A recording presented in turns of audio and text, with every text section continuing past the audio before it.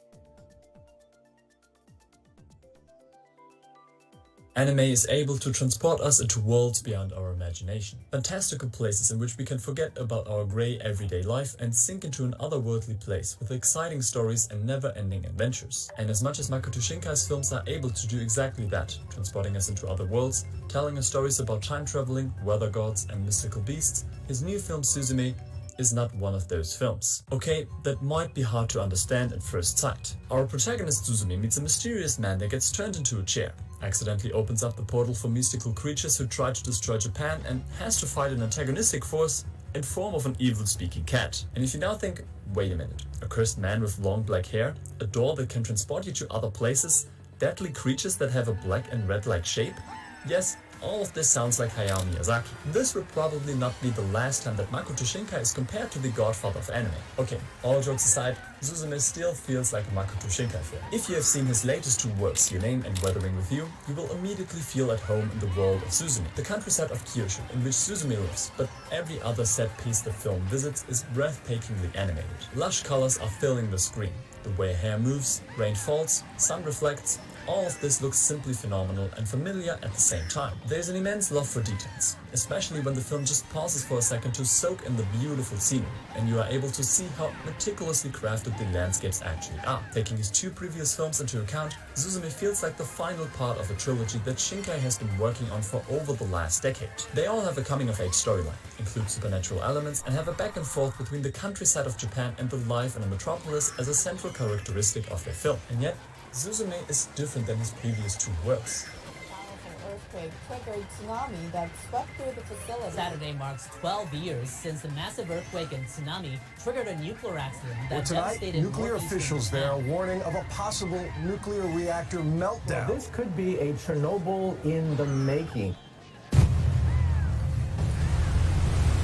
Another aspect that I haven't mentioned but that is a common thread for his latest films is its focus on the environment. Makoto Shinkai repeatedly stated in interviews that recent earthquakes and climate change have been aspects that concerned him deeply. And if you look a bit closer, all three films center around this topic in some way. Your Name has been about a deadly meteor, Weathering With You about climate change and rising sea levels, and Suzume deals with the constant threat of earthquakes destroying the country. The only difference to his two previous films is that now he addresses these issues up front. You can watch Your Name as a gender-swapping, time-traveling romance or lose yourself in the beautifully portrayed Tokyo of Weathering With You without noticing the environmental undertones. But in this film, earthquakes are an openly stated threat. Shinkai is a master of talking about themes that seem enormous, like the threat of climate change, able to compress it into an entertaining piece of art that, if we not pay attention to it, simply enjoy it for what it is.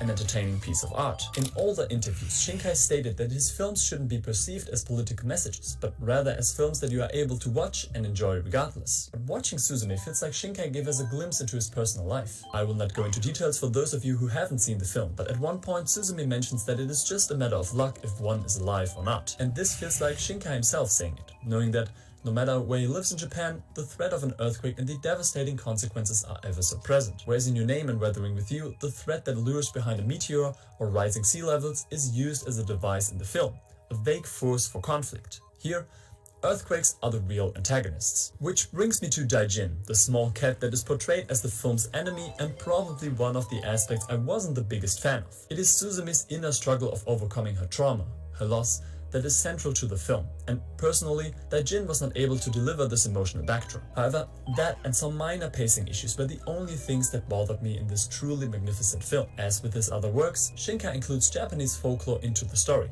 and probably like no other, manages to connect the past and the present so seamlessly. At some point in the story, Suzume is lectured about an ancient force that creates these earthquakes, and in the next she has to send her mom funny emojis so that she's not mad at her. The film swings between the then and now, and shows that even many years after a tragic incident, some wounds have not healed. Hearts are still broken, people are still feeling lost. Although I always had the impression that Shinkai's films are universally approachable, which I still believe is true for Suzume, that just like Your Name and Weathering with You is very much successful on the international box office, this film can be perceived very differently from many Japanese viewers who were witnessing the earthquake in 2011. I even found a video of someone who mentioned that watching the film was difficult for him, simply because he was reminded of the catastrophe, something that might be hard to connect to as a Western audience. This might sound a little weird, but although Suzume is his most serious work, I would also argue that it is Shinkai's funniest film up to date. Okay, Shinkai was never known for making really funny films, talking about unanswered love and people drifting apart,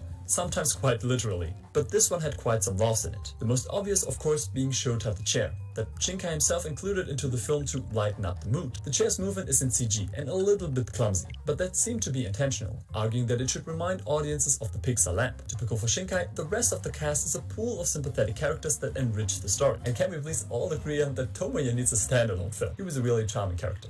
I really liked him. I also want to quickly mention the soundtrack by Redwimps. Similar to his previous films, the songs of the Japanese rock band feel like home. Grand piano chords and orchestral pieces accompany Suzume on the road, and the ending song will probably land on any Spotify playlist long after you've watched the film. But this time, they switched up the soundtrack a little bit, even having a jazzy tune in a chase sequence that reminded me of Cowboy Bebop and is now on repeat on my phone. Redwimps and Makoto Shinkai continues to be a musical love story that hopefully will have a sequel for every new project he tackles in the future.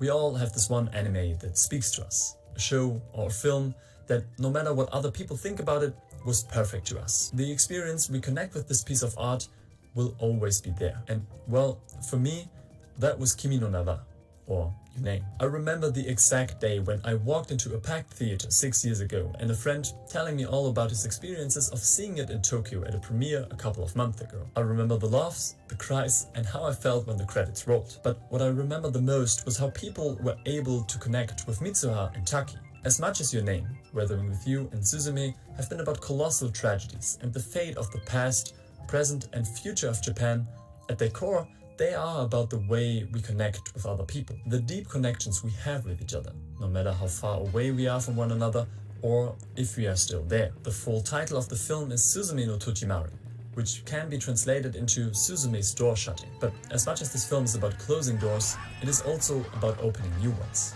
And I feel like with this one, Shinkai opened the door for us, giving us the chance to deeper connect with his work. No matter if you want to see a deeper meaning behind his films or just enjoy them as they are, they remain extraordinary, being able to speak to our hearts. And despite being a different Shinkai film, I feel like Suzume is no exception.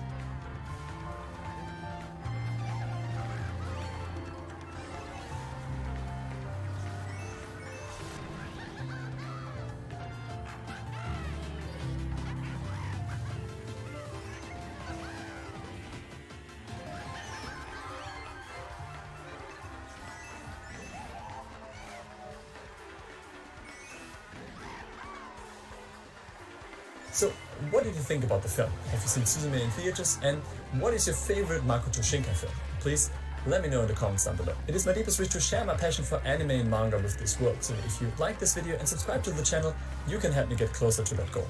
Thank you. Over here, you can check out my Turbo-chan is a Girl. It's actually a really funny comedy and deeper than you think. My name is Leon, thank you so much for watching, and I hope to see you guys in the next one. Bye bye.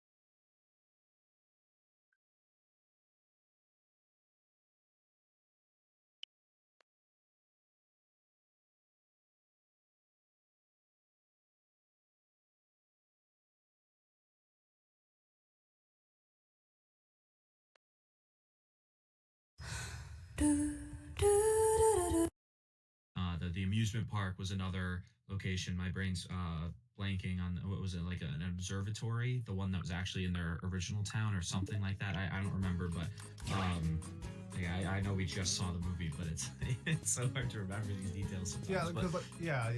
Because when they were in Tokyo, it was in like the subway. Yeah, I'm trying to think of like the school, the amusement park, and then Kobe was.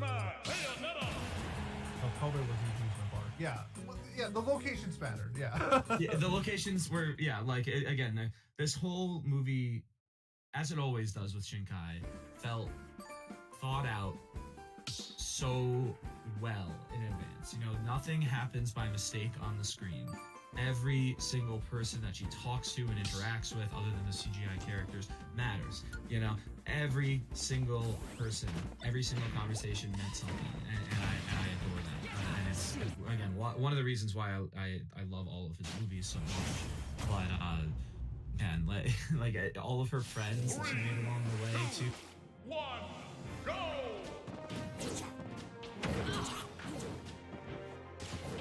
Have you ever looked at the new hit anime of the moment and thought, this looks pretty great, but I just don't have time to watch a new series with a dozen or so episodes. Even one that, by all accounts, I would really like. If your answer was no, then I'm jealous of you. Because if I've learned anything over the past few years, it's that time can move really, really fast when you're keeping yourself busy with things like work, family, social commitments, and, well, you know, a dumb YouTube channel you run as a hobby. That made a lot more sense to start when you were stuck at home having scary thoughts like, maybe I should give learning Premiere another go. If you answered yes, you're most likely a busy person with only the time or energy to keep up with a few series here or there. Consider this, anime movie originals. They seem to be coming out more and more often, and generally speaking, they pack all of the same punch as a season or two of an anime into a much shorter experience. When it comes to the anime movie subgenre, a few big names stick out beyond the works of Studio Ghibli. Last year, I talked about the supposed next Miyazaki, so now let's dive into the other director also often given that title. This is Makoto Shinkai. A few years ago, he directed one of the most critically and commercially successful anime movies ever. Your Name was a massive success, and it even beat out Star Wars at the box office in Japan. So the Star Wars guy bought the rights to remake it in live action.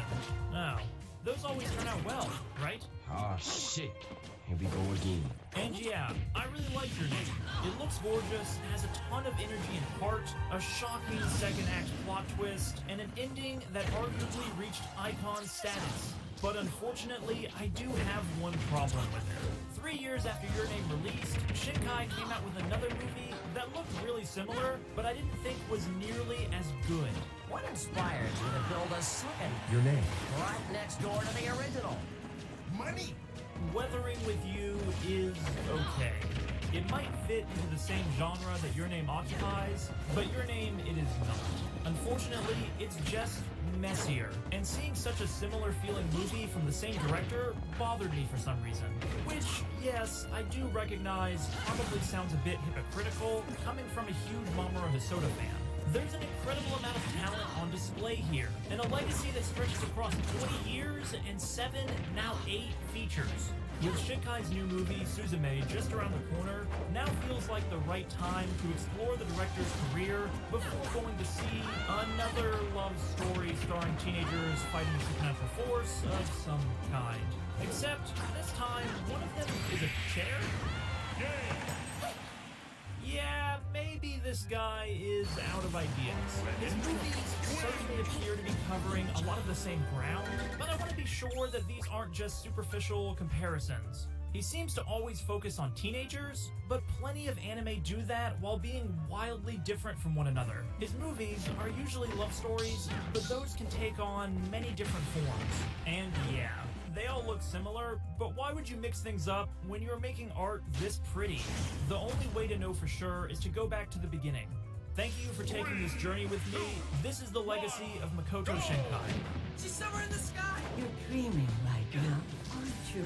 Clouded skies. Perhaps rain comes. I am a resident of the land of the dead. It's as though sadness piles up all around me. It seems everyone saw it as a symbol of something beyond their reach. I remember when I thought 8 years seemed like an eternity.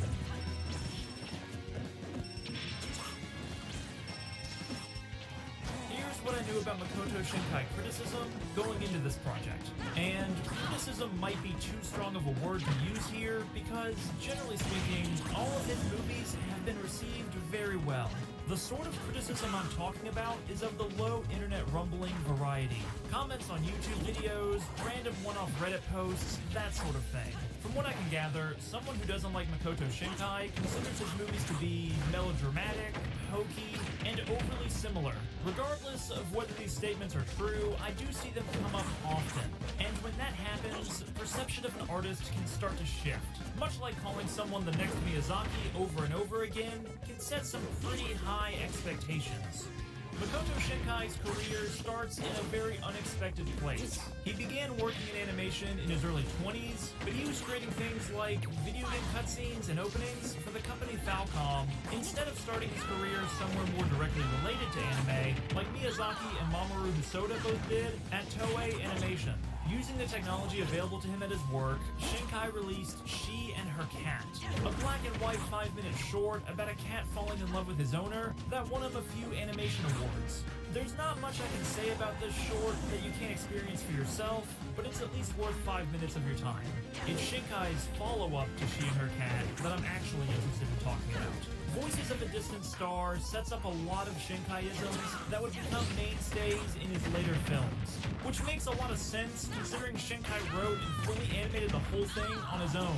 He even voiced the male lead in the original Japanese dub. In 25 minutes, Voices tries to do a lot. The year is 2047, and childhood friends Mikako and Noboru discuss their plans for the future while doing some classic light anime flirting. Flash forward a little bit, and Mikako, still 15, has joined a global mission to fight aliens in space, while Noboru remains on Earth because he didn't pass anime protagonist school. The two stay in touch by sending short text messages to each other, which take longer and longer to exchange as Mikako and the Defenders of Earth travel deeper and farther into space. And because of sci-fi space travel, Noboru ages while Mikako stays a teenager. I get older, they stay the same age. Shinkai was inspired to create Voices after drawing a sketch of a girl sitting alone in a mech with her cell phone. It's an evocative image. Who is she trying to reach? How did someone so young find themselves adrift from space? And whose message are they waiting for? Shinkai is navigating what will become a common theme throughout all of his work. One ability to transcend real and fantastical barriers.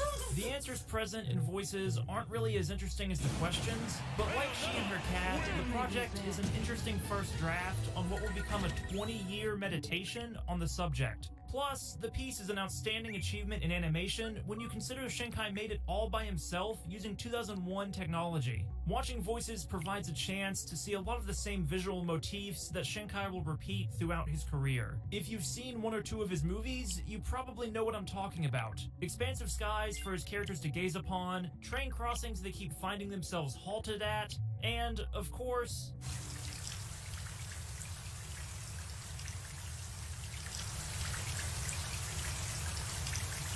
yeah, he really likes rain. Time is the real villain here, both for the characters and the audience. We don't spend enough time getting to know Mikako and Noboru, and they aren't granted the time or ability to develop their relationship further. There's simply too much else going on, what with all the splitting them into 3 differently named segments. In episode 1, Cherry Blossom, Takaki falls in love with Akari in elementary school. But then the two move to different areas of Tokyo and are forced apart by this change. After a year of not seeing each other, Takaki attempts an evening-long train ride to see Akari one last time before his family moves even farther away. Episode 2, Cosmonaut, changes the movie's perspective entirely, while still focusing on a now high school-aged Takaki. This time from the perspective of one of his classmates who has fallen in love with him. The girl Kane spends most of the episode trying to confess this love to him, but he is incapable of noticing or receiving it because he still has feelings for Akari, who at this point in the movie is out of his life entirely. In episode 3, Takaki is now in his 20s, and he is still pining for his long-lost friend, who maybe could have been something more if fate had allowed it. And as if things couldn't get any worse for him, he now works as a programmer. Just a second. I'm kidding, of course. As someone with an English degree, I can tell you, in a lot of creative ways, that at least programmers make money. Anyway, this movie is slow, and about something as inconsequential as one sad boy trying to get over the girl he liked when he was 10. We are about as far away from space battles and sci-fi towers as you can get. This movie is all about the microscopic moments in a person's day-to-day life. And if you are down for that kind of movie-watching experience, you can live in these small moments because they have been fully realized by a much more confident Shinkai and his expanding team. I'm reminded of this little moment in Spirited Away where Chihiro stops to straighten her shoes after almost forgetting to do so. It's a real human moment in a world brought to life by pen, paper, and keyboard. When I first saw this movie, I remember thinking, who would stop to animate that? Watching 5 centimeters per second has me asking that question constantly. And, well, I guess I'm not immune to comparing great anime to Ghibli either. Shinkai and his collaborators seem to really hit their stride with this movie. The traditional 2D and mixed-use 3D animation in this film is stunning. Whatever Shinkai chooses to animate comes to life. Sometimes that's something exciting like a rocket taking off, and sometimes it's a minute, everyday detail like water stains on a toothbrush holder. The lighting, the texture work, the color, it's mind-boggling. I'm not trying to claim that there aren't moments from his later movies that look nicer with the advantage of new technology, but this level of detail achieved in 2007 is decades ahead of its time. Also, this is the first of Shinkai's movies where I feel like I have to mention the excellent sound design heard throughout. That might be a weird thing to point out for an animated movie, but the hum of electric lights turning on, the creak of a bow, keys falling out of your hands, it's all excellent. Using sound and image, Shinkai captures the time it takes for sakura petals to fall, 5 centimeters per second. Oh, that's right. And he holds you there in this moment of anticipation. If Forgetting to Breathe was a movie, it'd be this one. It's about the time spent alone in transit when you just want to be with the person you love. It's those long spring and summer evenings that never seem to end and are wasted by children waiting to grow older. And at its darkest moments, it's the lost years in your 20s and 30s where time seems to speed up and slow down on a whim. You can choose to enjoy these small human moments, but if you're not in the right mood to live in them, the movie is probably a bit of a snooze fest. I'm curious to hear how other people felt after watching 5 centimeters per second. Do you remember if you were bored or enthralled? If you write a comment about your experience, I promise I'll read it. I really am curious. I can tell you I'm not entirely sure how I felt about the movie by the time I finished it. A dramatic song plays, the cuts between shots ramp up in speed, and it ends like a lot of Shinkai movies do, with one last burst of emotion that either really hits you or falls flat. For me, this hits and hits hard. When the movie was over, I sat in my room alone.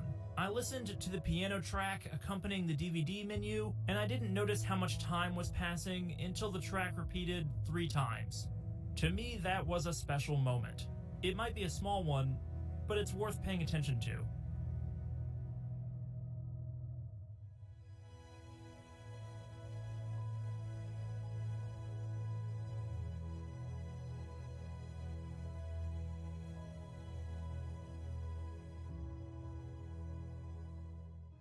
Why did you save me? Just how solitary human existence is. I will repay my debt. Asuna, tell me why. So tell me, goddammit! Tell me that little kids should run along to school! Tell me that you hate me! Say it! Come on, listener, say something for a change! The next pair of films in Makoto Shinkai's collection don't really fit the patterns we've been discussing, and also aren't really a sign of what's to come. First up is 2011's Children Who Chase Lost Voices, which doesn't star a teenager, is more about loss than love, and answers the question, what would actually happen if someone outside of Studio Ghibli tried to make one of their movies? The answer is a film that is charming, sometimes frightening, but ultimately a little lackluster when compared to its clear influences. The second is 2013's The Garden of Words. On paper, this is a lot closer to Shinkai's previous works, but for some reason, it's only around 45 minutes long. With such a short runtime, Garden of Words feels more like an experiment and less like a movie. Some of Shinkai's most interesting camera work appears in this one, and it might still be the prettiest of his movies 9 years later, but I guess achieving this level of high fidelity came at a cost, and that cost was runtime. Both of these movies are interesting, and Lost Voices in particular is maybe the most different of all of Shinkai's works, but it and Garden of Words feel somewhat incomplete. It feels pretty hypocritical to criticize Shinkai for changing things up in a video about how he usually doesn't, but Children Who Chase Lost Voices is an odd duck of a movie, and I can't ignore that. I don't dislike it. In its best moments, it has all of the same impact as the frontrunners for my favorite Makoto Shinkai movies, but I do think Voices fails to fully come together. The movie follows Asuna, a child who has a few mysterious encounters that lead her to wandering into the underground kingdom Agartha, this movie's version of the Land of the Dead. Once there, Asuna travels with her homeroom teacher, Morisaki, through Agartha in search of a way to resurrect Morisaki's wife. Along the way, they encounter strange, dangerous creatures and a society of humans who have become distrustful of topsiders such as themselves. And yeah, Ghibli comparisons are very fitting here, down to the look of our protagonist and the magic stone she carries with her throughout the movie. There's some Castle in the Sky here, a dash of Nausicaa of the Valley of the Wind, and a smattering of other similarities that become impossible to ignore if you've seen more than one or two Ghibli classics. And I'm probably being too harsh. Like with all of Shinkai's movies, a lot of time and energy went into making this film, and the look of voices is totally different than what has come from him before or since. There's no Tokyo to be found. The hyperrealism of Shinkai's other works is replaced by a more painterly style. Agartha is like stepping into a watercolor painting that has slowly begun to fade and lose its luster. It's still beautiful, but also muddy. A perfect backdrop for analyzing loss. A father since passed, a brother taken, a lover stolen by time. What keeps voices in the good not great category for me is that Agartha and the people in it just aren't that interesting. It's a kingdom whose purpose is to guard the land of the dead, but the towns feel like generic D&D starting locations, and the creatures roaming the lands lack that alien, otherworldly feeling that a movie like Princess Mononoke captures very high. The international blockbuster. It was almost like seeing something out of a dream. Nothing more or less than a breathtaking view. We've finally made it to the big one. Your Name is Makoto Shinkai's magnum opus, his money-making machine, and I think after taking my multi-film journey to get to this point, I can safely make the very boring claim that it's probably his best work. While a lot of Shinkai films up until this point have impressed me, I can't say that any are nearly as fun or engaging to watch as Your Name. This movie has to juggle so much, and it does it at such a fast clip that it leaves you just confused enough to want to stay engaged with it. What starts as a very fun, Freaky Friday situation naturally and excitingly changes into a multi-generational mystery disaster movie, bolstered by dramatic and emotional stakes, carefully built and paid off throughout the course of the film. Gone are slow train rides and long, winding monologues. This movie does not have time for Shinkai's usual brand of wax poetic, even though it fits in a few great meditative moments here and there. Instead, you are treated to a flurry of different scenes and situations, and tasked with puzzling out what happens in each moment through carefully laid out context. Because of this film's breakneck pace, you have to engage with its world intensely, just like protagonists Taki and Mitsuha must do in order to keep track of evolutions in their own and each other's lives. It's a whole lot of movie to take in on first viewing, but paying close attention can be a rewarding experience, and is especially fun on rewatch. Finding secret stuff, but that wasn't part of the main experience anyway. Anyway, good stuff. It is good to come back here. And I know it was really fun to meme on Security Breach when it first came out, but I wasn't joking when I said I thought positively of it after I was done playing it. It was aggravating at times, but it had charm. And I think that's why it's memorable, is because the people that playing it, they can overlook the bugs because so much love is clearly woven into the game at every level. There's so much detail put into this game, almost too much detail to the detriment, but because the love was there, it's just like, cooking, and you can't have a good meal without love baked into it. There was clearly love, and love for the franchise, and love for Five Nights at Freddy's in general, and I think that really showed, and that's what made it charming. It made choices, and sometimes the choices could be debated whether they were good or not, but that doesn't change the fact that there was still so much to see, and you could practically smell the detail put into the game, and that takes a lot of work, and that takes a lot of dedication, and it takes a team that actually really cares about it. So I'd say this is good. Security Breach, when it came out, it was flawed, but it was a flawed gem. It wasn't a turd that you polished. It was a gem that fell in the turd. And you had to dust it off a little bit. Ruin embraces a turd. This analogy falls apart a little bit, but and control of whose body at the start of a given scene, especially in the movie's first half. But there are clues and subtle animation differences that teach you to recognize one protagonist from the other. It becomes sort of a fun game, and the movie really tries to trick you by doing things like changing days and who's in control of who from one scene to the next. If you've seen the movie before, and chances are you have, you'll know that this isn't the only trick the movie has up its sleeve. Now that I've watched basically everything Makoto Shinkai has ever directed, my appreciation for Your Name has only grown. It's incredibly satisfying to see Shinkai bring all of his talents together under one film. His previous movies often had big, fantastical ideas, but they weren't always executed well. And his more emotionally affecting movies were often so character-driven that they didn't have room for much in terms of plot or action. Your Name is the best of both worlds. A movie starring characters you quickly learn to love, and a few emotional bombs carefully planted throughout to blow up in your face and ultimately leave you crying over a random set of stairs. This movie is a shining example that Makoto Shinkai still has it in him to do so much with just another love story. And that really gives me hope for Suzume and whatever comes after that. Your Name is great, I love it, and I was shocked to discover Makoto Shinkai doesn't. I know, I was surprised too.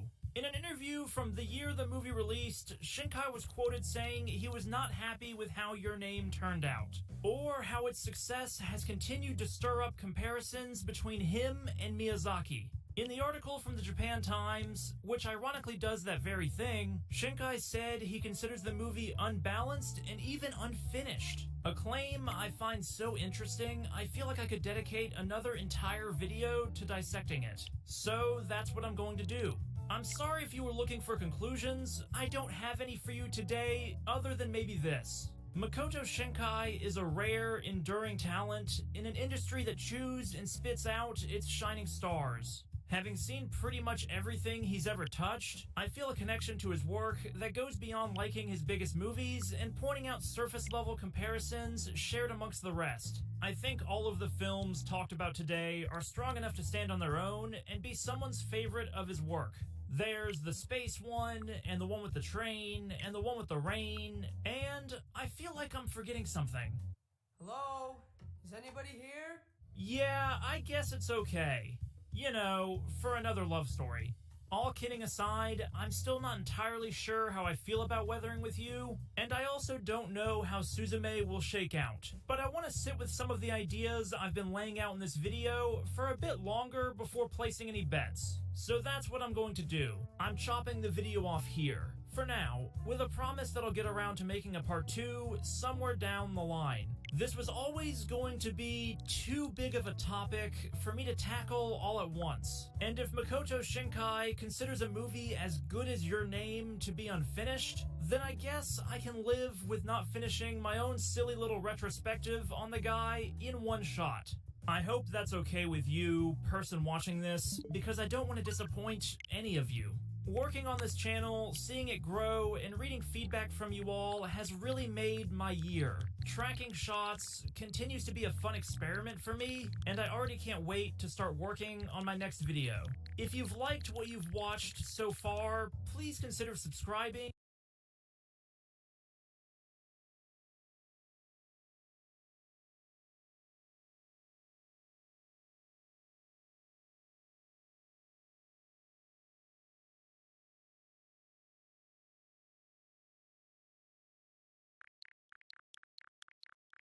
Suzume is here. Makoto Shinkai's follow-up to Weathering with You and Your Name is hitting US theaters this week. And while I haven't seen it at the time of this recording, I did spend 2 months of my life last year watching everything else the director has ever touched. This experience left me with a much deeper appreciation for Shinkai's style, but I also have a few reservations going into the new project. Namely, after watching the trailers and reading a few interviews, I'm concerned that Shinkai may be falling into a trap that a lot of directors find themselves ensnared by after 1 or 2 big hits. And considering Suzume has already grossed $130 million before coming out in the US, chances are this director isn't going anywhere.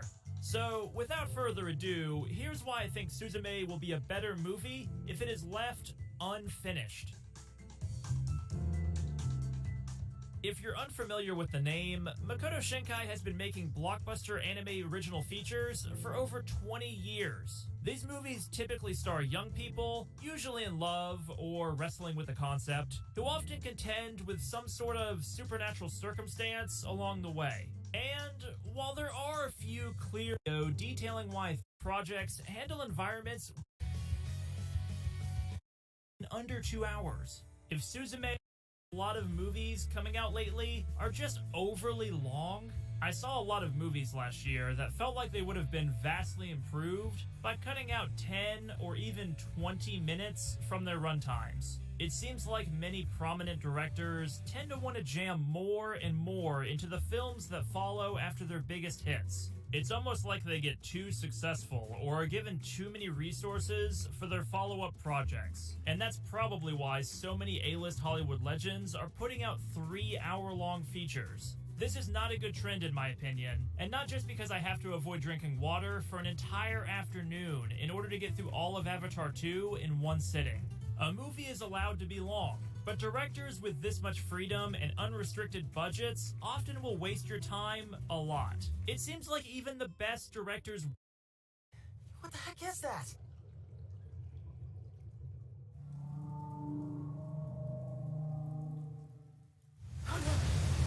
If there was ever a movie that had too much going on, it was this one.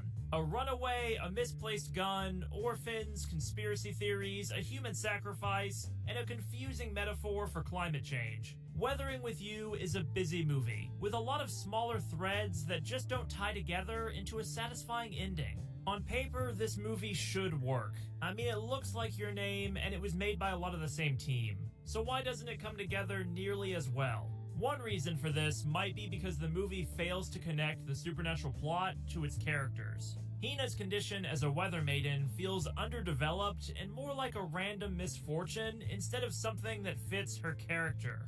You could maybe connect it to some big metaphor for chronic illness, but the movie's ending doesn't really support that idea either. I think Your Name handled this aspect of its story a lot better by relating the body-swapping phenomenon to Mitsuha's lineage. And while this aspect of the movie is mostly background information, it does connect really well to the climax of the film, where the character must confront her father in the absence of her mother. This confrontation is what allows Mitsuha to fulfill her inherited duty as a caretaker for all of Itomori. It's a great full circle moment where her experiences throughout Your Name's story and her relationship with Taki empower her to change fate in a way that he as her could not. In a movie about switching places with someone else, Mitsuha is only able to save the day by being true to herself. Weathering with You doesn't really have this kind of moment, and it really can't have this kind of moment because Hodaka and Hina aren't developed as their own characters, outside of their relationship to each other. This and other plot decisions made throughout the movie really rob the characters of much agency.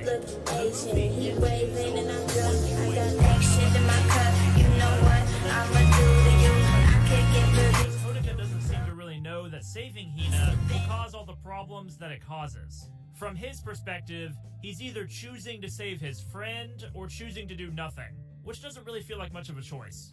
As a result, the guilt he appears to be wrestling with in the film's final moments seems unearned. And that's a problem when the events in your movie lead to such dramatic outcomes. There's a lot of big ideas here, more so than in Your Name, but those ideas fall flat. This movie is clearly in some way trying to address climate change, but I just don't understand how Shinkai wants the audience to connect that concept to these characters. The visuals, sure. It's fascinating to see how Shinkai has evolved his presentation of rain from something gentle and protective in films like Garden of Words into a really scary and oppressive force in Weathering with You. But as for the story, I just don't see it. Unfortunately, Weathering with You's underdeveloped supernatural backdrop is only one of many problems I have with this film. I think a lot of the different ideas and subplots the movie explores are interesting, but it seems to be the case of a director trying to cover more ground than is needed in a single movie. especially one marketed as a fun anime blockbuster. Maybe I just need my metaphors to really hit me over the head, but I think Weathering with You lost the plot somewhere along the way. And as a result, I don't remember this cast or these beautifully animated scenes nearly as fondly as many of Shinkai's other movies. So when I heard his next film was going to be a road trip movie about preventing disasters from other worlds, I started to get nervous. And when I saw that it continues the trend of his movies getting longer and longer, I started to get worried. Suzume might be able to juggle a really busy plot better than Weathering with You, but I won't know for sure until I see it. And I am seeing it as soon as possible. If you've already watched the movie, please let me know what you thought of it in a comment down below. And if you enjoyed this preview, please consider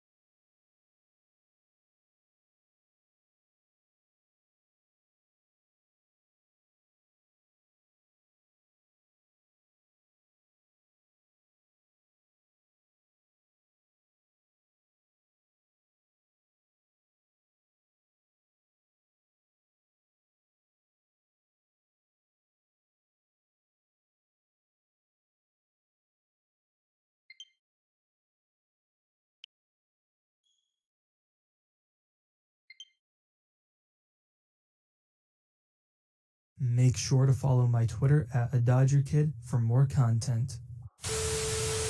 So I just got back from watching Suzume, the new movie from Makoto Shinkai, director of Your Name and Not Your Name, but still kind of Your Name. And after seeing this film, I have a lot of thoughts about it. They are mostly all good thoughts, but I have just a couple things I had a problem with. I'm going to try to give my thoughts out the best way I can because this movie still hasn't fully settled in with me. I just got back from watching it like 2 hours ago, so yeah. But I'm going to still give my thoughts anyways. But before we get into my fun-killing critiques, let's get into what I liked about this movie because I do think that this is without a doubt a pretty good flick to watch, whether it be at home or in theaters. So to start off with the most obvious praise, the animation in this movie is absolutely stunning. If there is one thing you can expect to be great about a Makoto Shinkai film, it's the visuals. In fact, I think this might have the best animation out of all of them yet. I mean, it is kind of cheating since this is the first movie of his I've seen in theaters, but it's still saying something when I tell you that this movie might look better than Your Name. The soundtrack complements the movie very well too. I mean, it always does. Every time I watch one of these movies, I'm gonna have at least a couple songs I listen to during my writing time, and one is no different. I really love the music and animation in this movie. It should come as a surprise to nobody and really goes without saying, but still, this film is stunning to watch and stunning to listen to. And moving on from the visuals, let's talk about the story. Now, with Makoto Shinkai movies, you pretty much know everything you're going to expect from the story in his movies. There's a young girl and a guy who don't know each other, but some supernatural force draws them together, and they have to stop it together, and they fall in love. That's pretty much what Your Name and Weathering With You are, and it's no different in this movie. But I will say that even though the basic gist of this movie is more or less the same as those two films, it has a lot of qualities about it that are a lot different from the prior film. In a way, Suzume feels more mature, and that's not really to do with the actual content in this movie, but more so the feeling you get from it. This feels like a more matured and realized version of Shinkai's style of storytelling. It's more subtle, more ambitious, and more creative with the decisions that Shinkai makes here. In Weathering With You, it felt like the character interactions were held back a bit, as it was a little self-indulgent. And while they aren't perfect here, Shinkai gives characters some real conflict and tension with one another that help them feel more like actual people with real human emotions. There's tense moments of emotional conversations, whether it be aggressive statements that weren't meant to be said,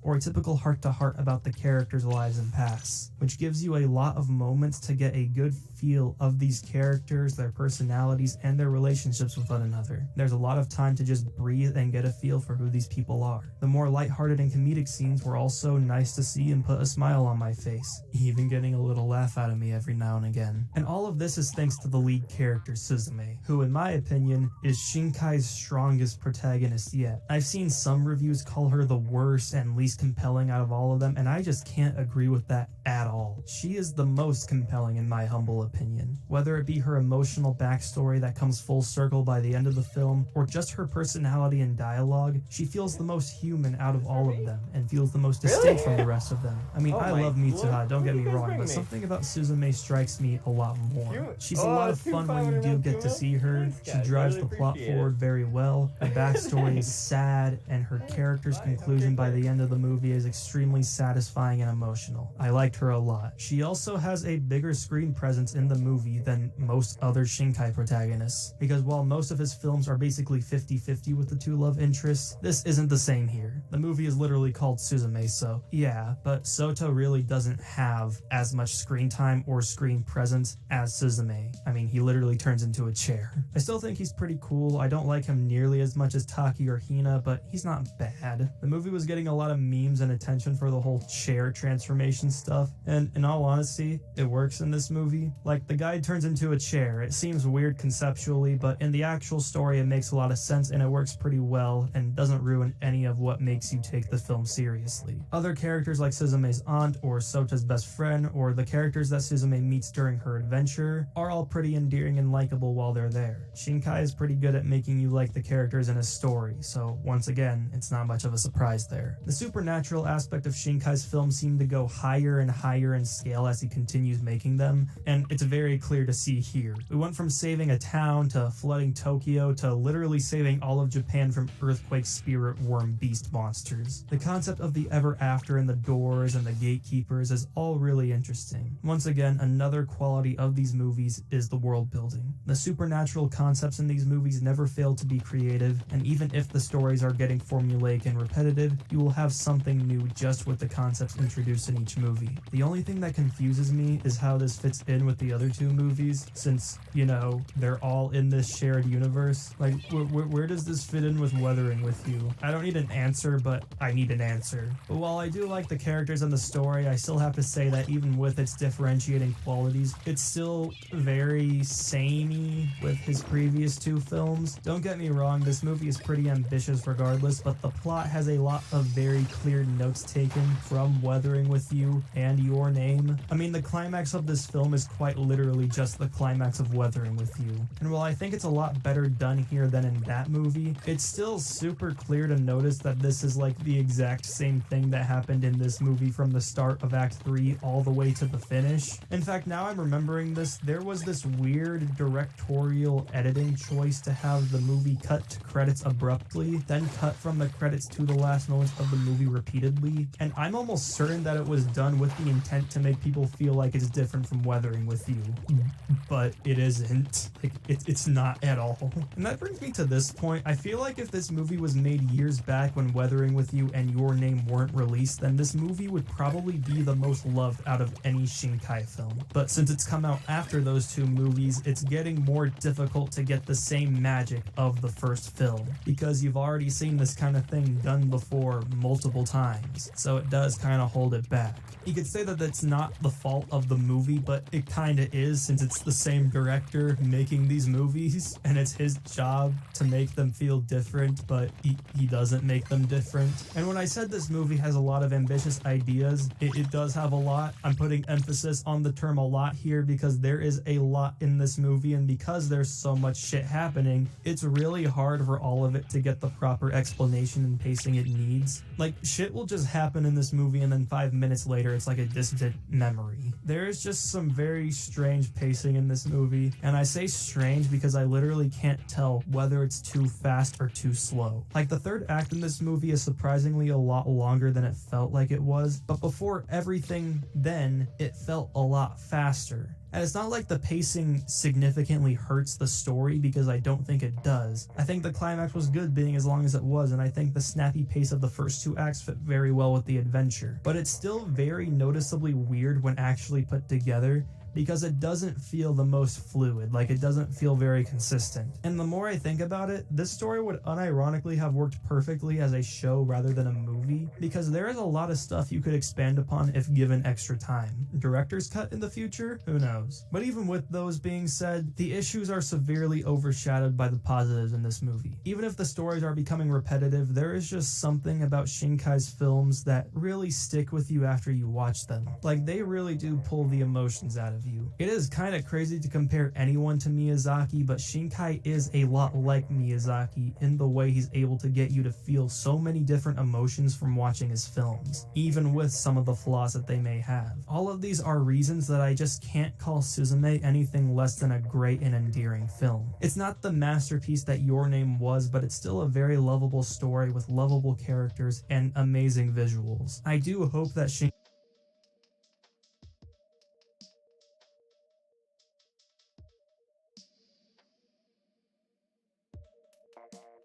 Just so I can get the attention of all the weirdos out there is a scene where you get to see her feet. You gotta have feet, man. Shinkai loves his feet, damn it.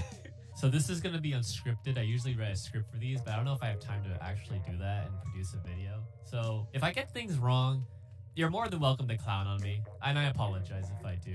I'm just recording this right after watching this movie. So anyway, we're gonna talk about the newest film by Makoto Shinkai, Suzume. You know, my experience with Shinkai, I haven't seen any of his films before Your Name, so I'm only used to like his Your Name arc. If you don't know, Your Name is his most popular movie, it's his most successful movie, and basically established like a formula for him. So after Your Name was Weathering with You, which followed the same tropes and structure of Your Name, and that's fine. He has a formula and it works, and people want to watch that, so yeah, he has that. So if it happens once, it's a coincidence. If it happens again, it becomes a pattern. Does Suzume become a pattern? Kinda. Suzume does borrow some elements from Shinkai's previous two films, but this one is a bit more... It has its own uniqueness, I'd say.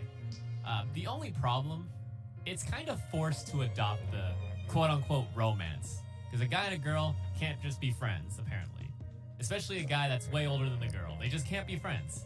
You have to imply that there's some kind of romance, and that kind of weakens the movie a lot. And it's just like, man. We'll talk more about it later on. But ultimately, the movie is about, a girl trying to overcome her own trauma. But, the spoiler-free review would be, the movie is visually impressive. There's a lot of beautiful shots, and the composition is great. And the sound design was really good. It was really crisp. I watched this in IMAX, so I'm a bit biased towards that.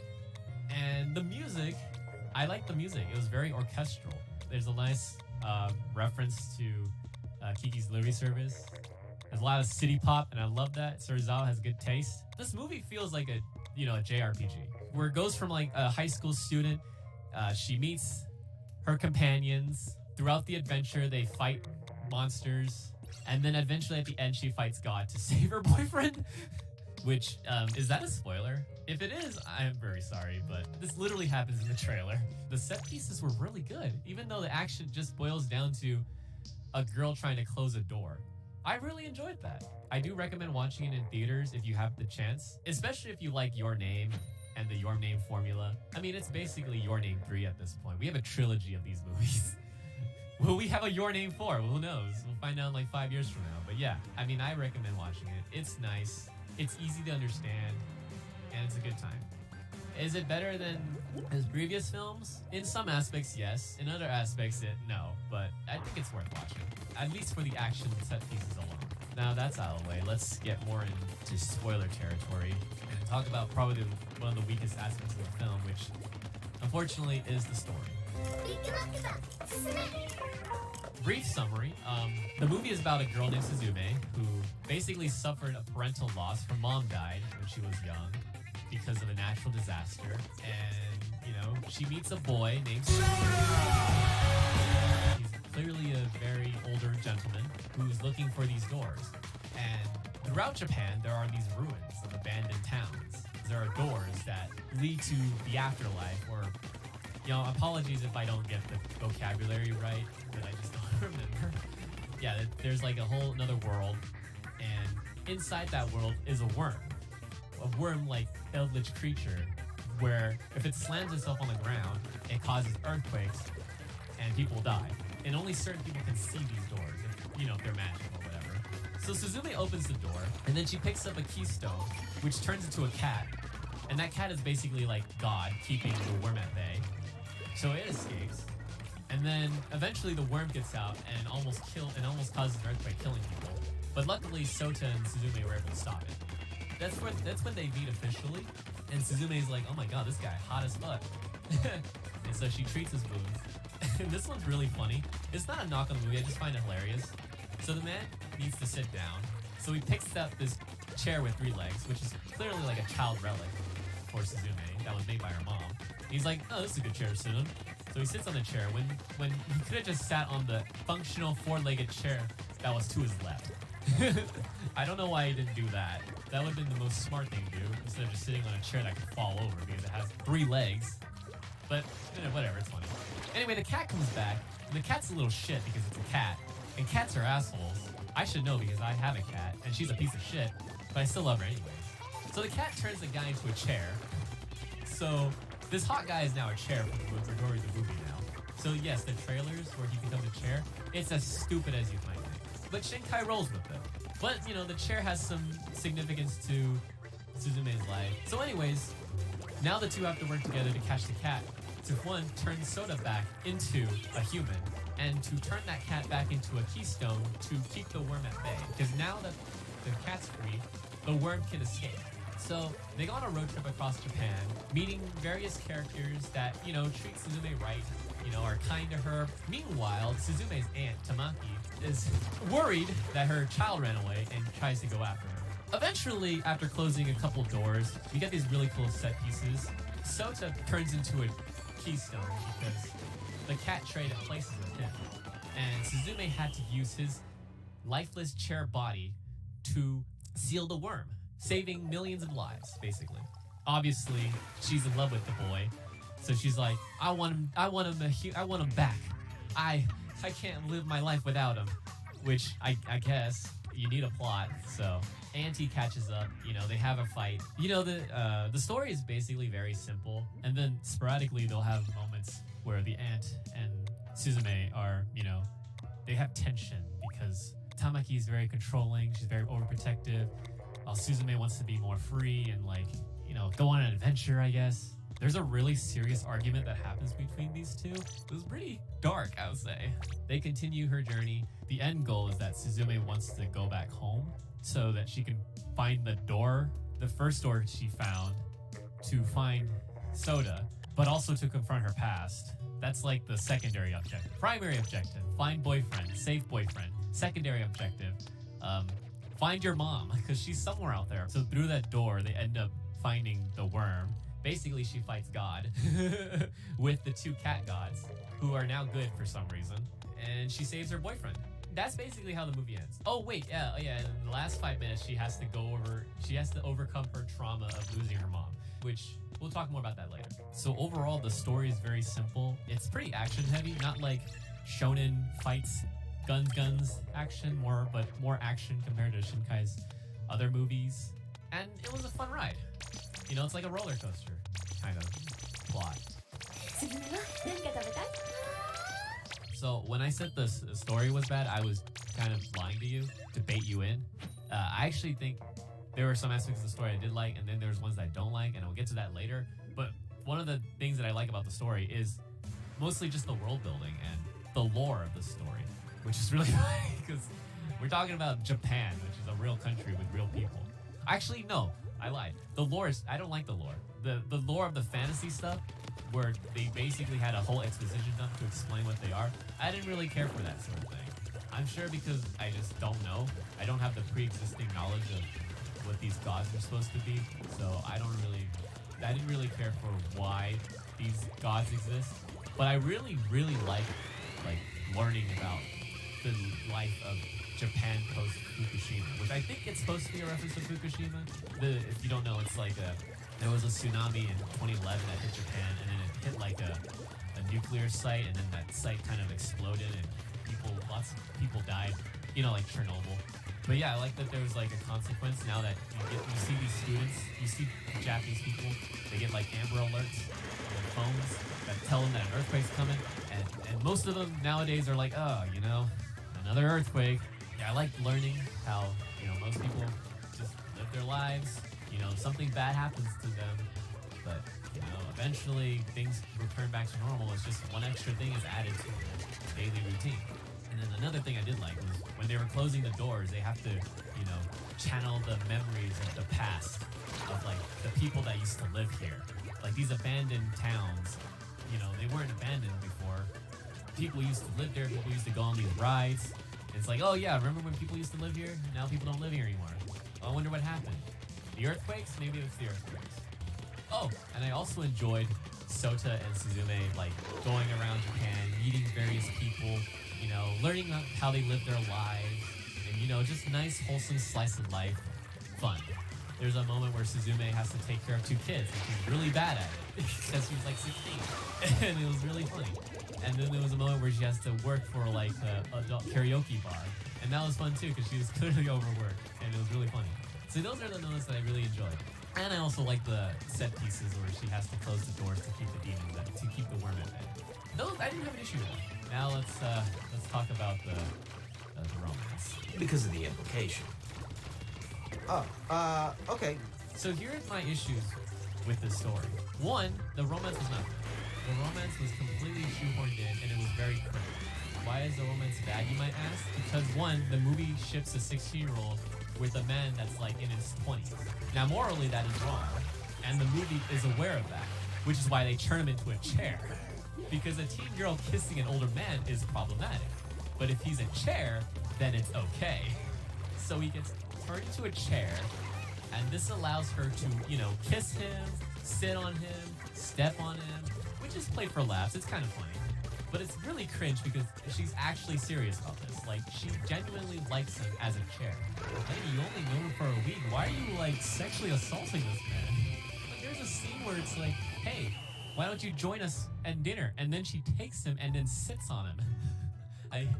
If this man had a nose, he would got a huge whiff of that shit. What the fuck? And I understand, she's like, it's her first love, and, you know, he's hot.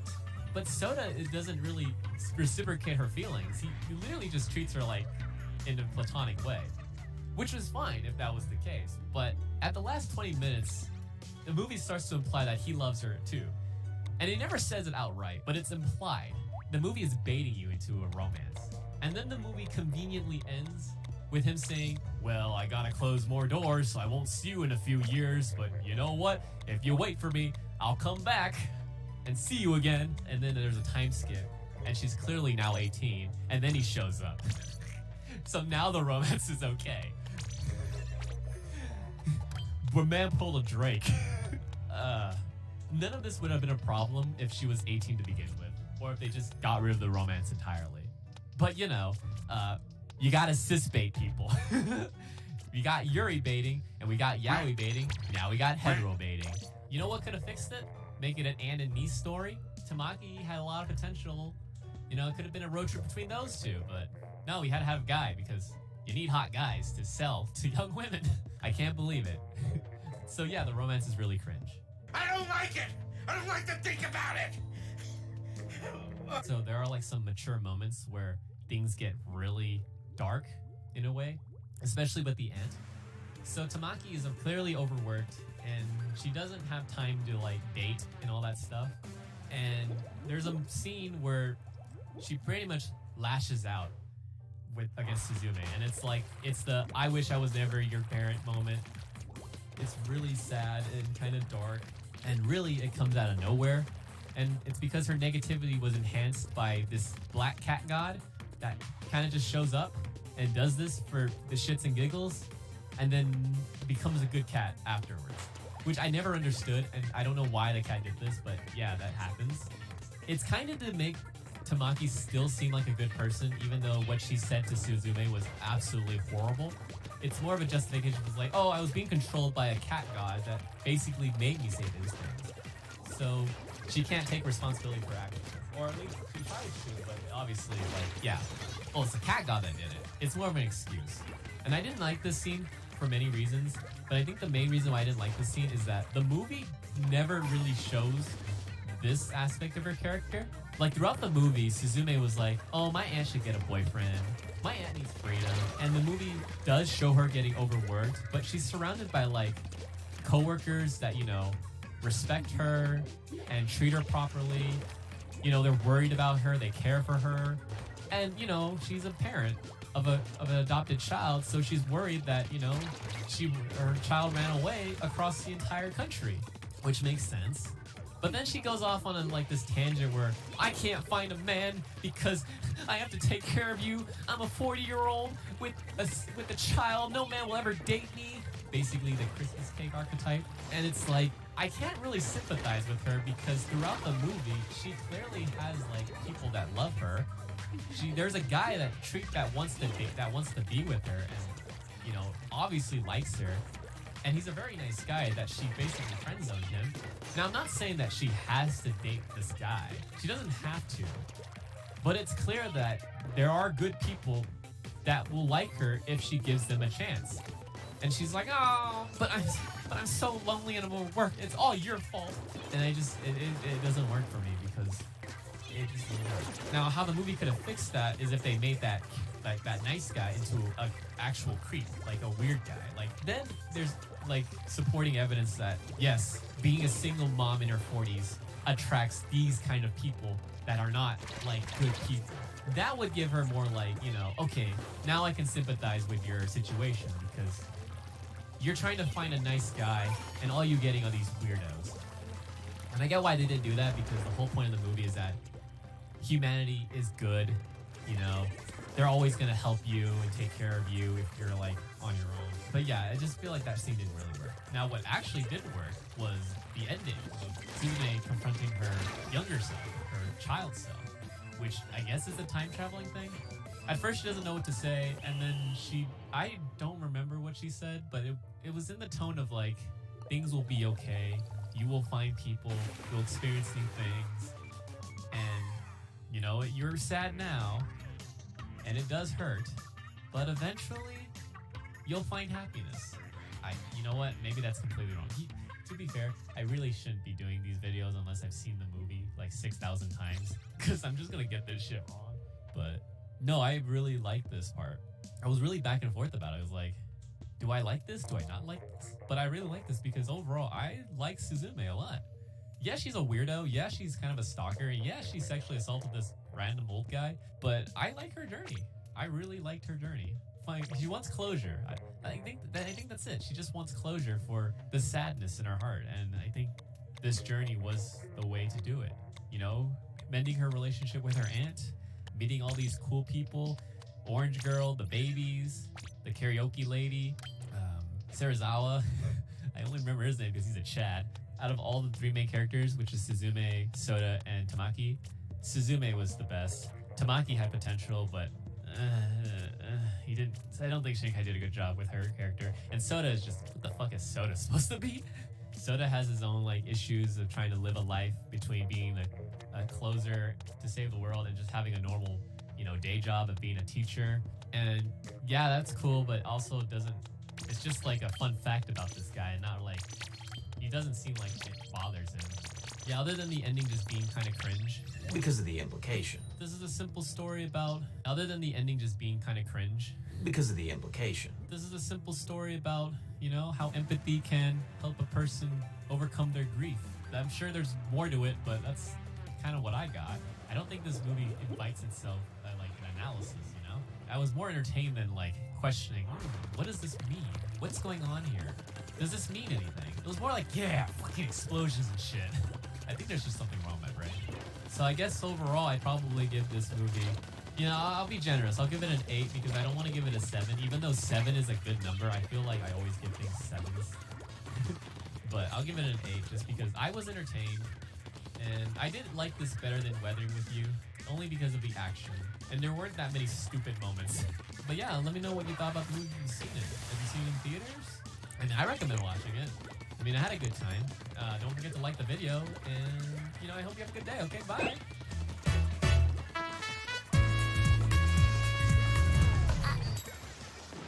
100円ください。